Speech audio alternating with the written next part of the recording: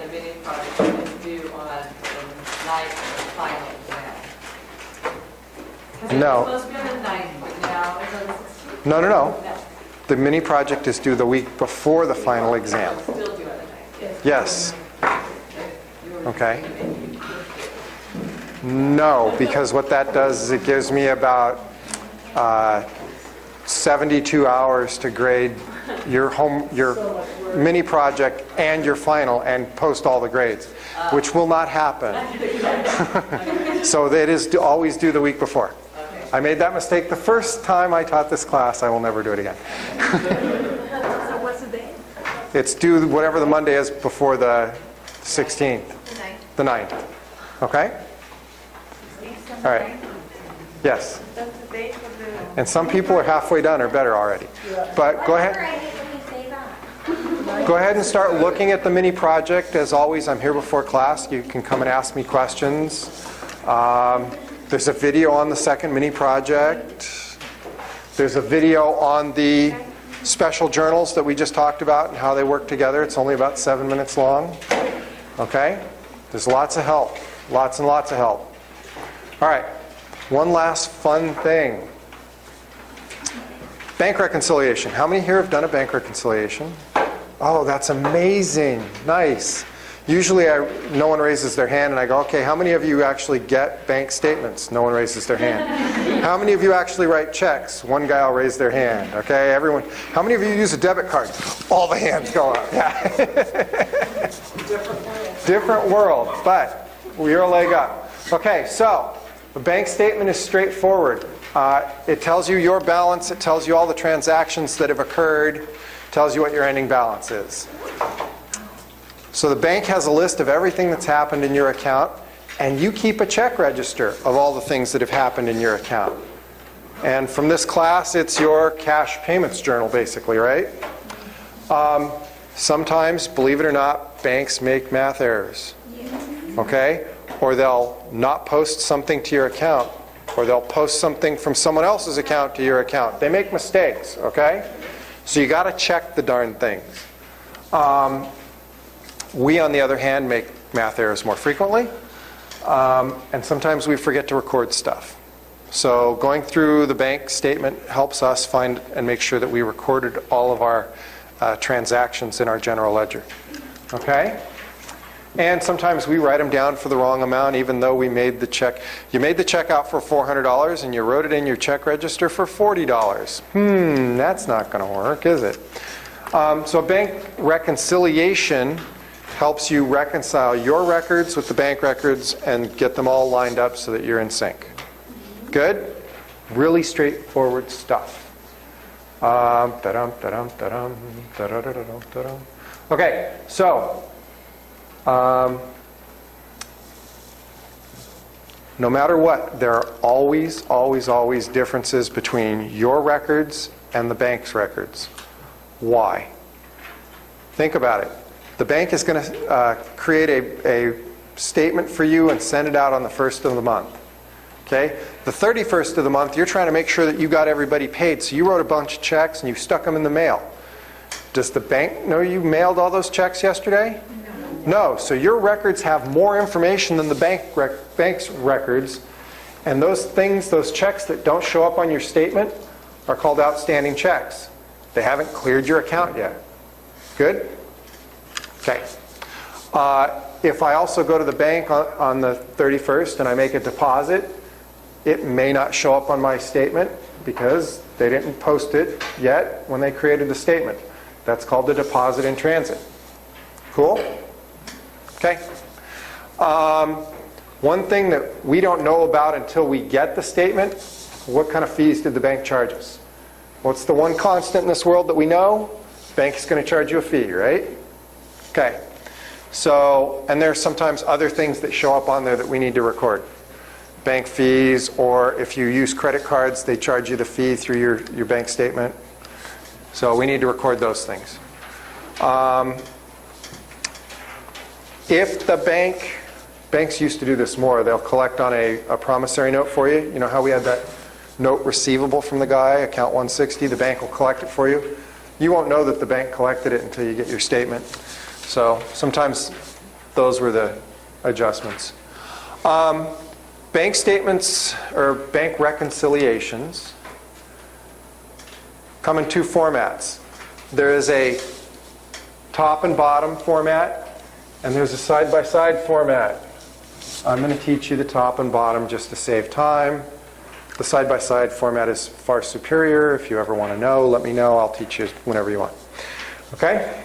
So most people do the top and bottom. The first section is all the bank information. You go look on the bank statement. You take the bank's ending balance. You go figure out all the deposits in transit, the ones that you made that they don't have on the statement. You add it. You go find all the outstanding checks and you subtract it from the bank's balance. And that should get you close. If they made any errors, you would add or subtract those. But if you add the deposits in transit, subtract the outstanding checks, you should get pretty close to your records. Okay? To get all the way home, though, we have to go find our balance, and we need to record anything that we haven't put in our records. If we didn't record a deposit, we got to record it. If we didn't record a deduction, we got to record it. If we recorded a check for the wrong amount or a deposit for the wrong amount, we got to fix it. Once you do that, we come up with an adjusted balance. And our adjusted balance must always equal their adjusted balance. And once you get the two to match, then you know you're good. But all these things over here, you need to record on your books. The stuff that the bank doesn't know about, you've got recorded on your books. You're good there. The stuff that you didn't know about that you haven't recorded yet, we need to post that to the general ledger somewhere to get our books to the right ending balance. Okay? Clear as mud? Throw me an example. Okay, hang on. Skip the words. Go to the visual. Here we go. Here we go. We've got, look at this, bank statement balance $21,838. Let's come down here. Book balance $14,390.70. Are we even close? No. This looks like a pretty miserable task, right? This is a big deal. Nah, it's going to work out. Watch. Find the deposit that we made on the 31st that didn't show up on the bank statement. Add it to the bank's balance. Here, the bank made a mistake. This is someone else's check, but they charged it against our account. So we would need to add that back, right? They took it out of our balance, but it's really our money. Add it back, then call the bank and tell them they made a mistake. Here's all the checks that we wrote on the 31st and stuck in a mailbox that haven't cleared the bank yet.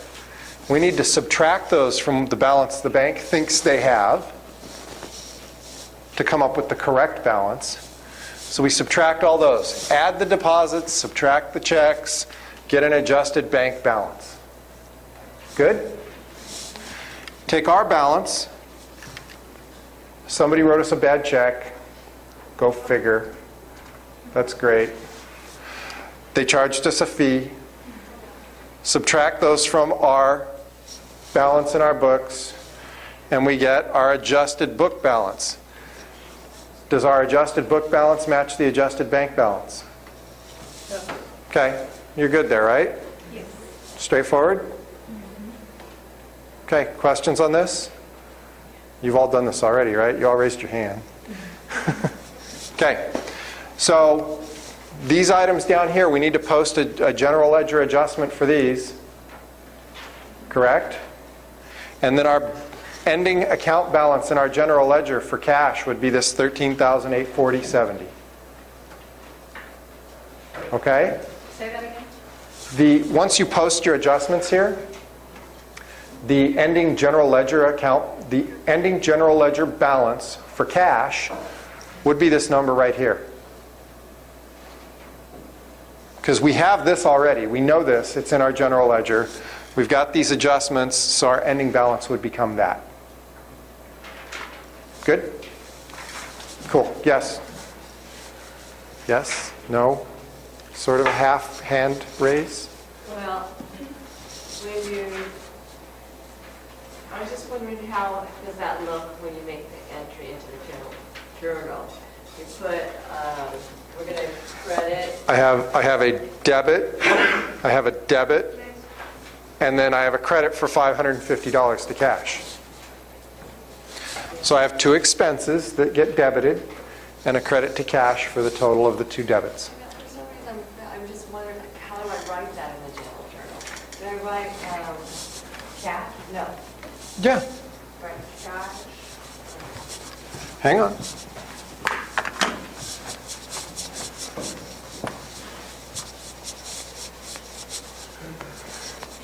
Okay, so we have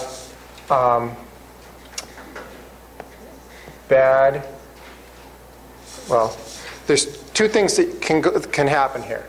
Let's assume that we know this guy filed for bankruptcy, we're never going to get this money. Okay? So you can go straight to bad debt expense for $525. And then you've got bank fee for $25 and cash for $550.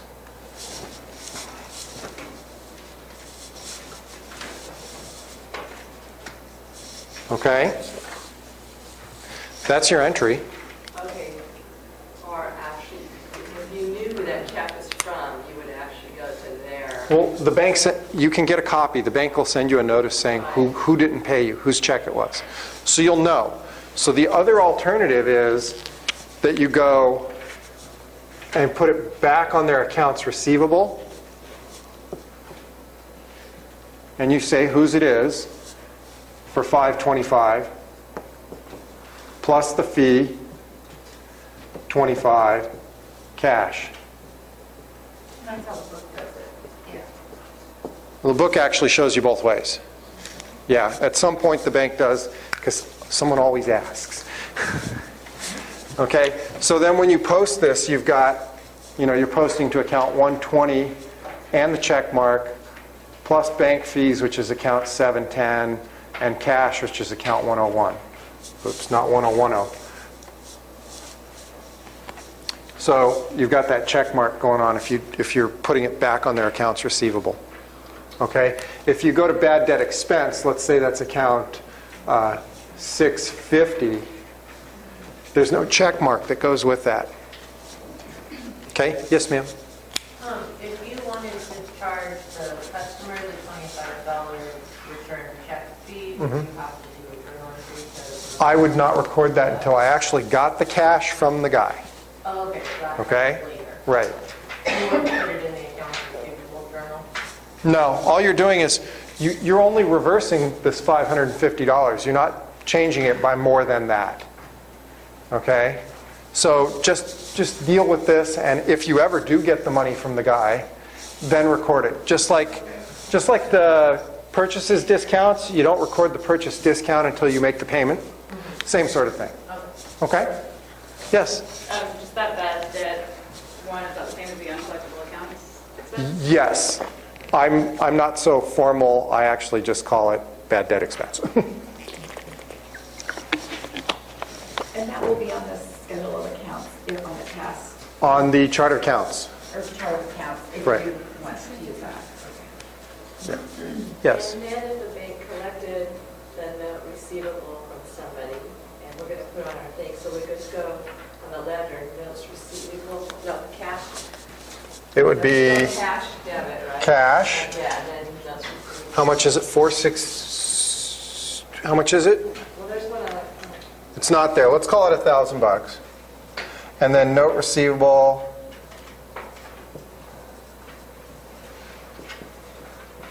So cash goes up, note receivable goes down, and goes away.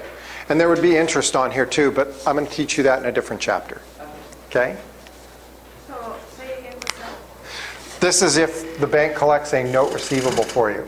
Cash would increase and the note receivable would decrease. It was one of the examples I gave you on the previous slide. Okay, yes. well, this has to do with the interest. So actually, if you did say the $1,000 in there, it would be interest, you could do the $1,000 and the interest on one On one. entry. Yeah. When I show you that, when I teach you that in chapter 11 or 12, we'll do it. Okay. It does come up on the homework. Oh. Well, they probably tell you how much the interest is. I'm going to teach you how to calculate it. Right. So it would be here. Let's say you got $10 in interest on that. Okay, so your cash goes up by $1,010.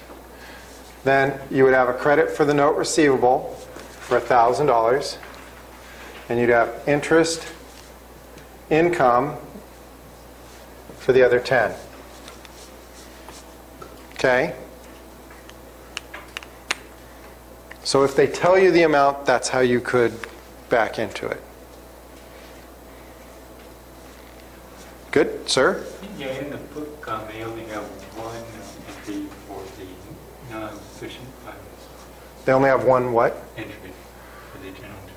I just did it two different ways. I said, if you know the guy's not ever going to pay you, go do it this way. Sorry. If you think he's going to pay you, you put it back on his accounts receivable and do it this way. That's all. Okay. Anyone else? Okay. Questions on the bank rec? Bank stuff first. Your books on the bottom part. You're adjusted, should match the bank's adjusted. You're in good shape. Yes. On one of the homework questions, they were having us do a bank reconciliation, and we received the credit on a promissory note. Yes.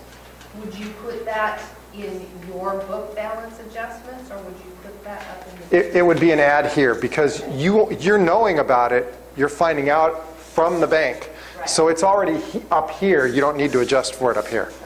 So, It would be... but it's not in your balance here, so you would need to add it to your balance down in here.